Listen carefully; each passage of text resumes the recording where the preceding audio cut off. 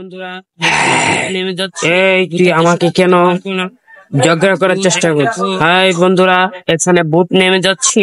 ভূতের দেশে থাকতে পারবো না। ভূত, এখানে ভূত। হাই, তুই আমাদের একে কেন ডিস্টার্ব করিস? আমি কিন্তু তোদের বস। তুই কেন আমাদের মাঝে ঝগড়া করতে চাস?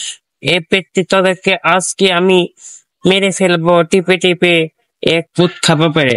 হ্যাঁ হ্যাঁ, আমি মানে কি বলছি, তোমাদের মাঝে আমি হাঁটাচলা করতেছি। দেখো বন্ধুরা, একদিন এই বানরটা হাসতে হাসতে যাইতেছিল বনের দিকে। সেই বন দিকে সুন্দরভাবে হাঁটতেছিল।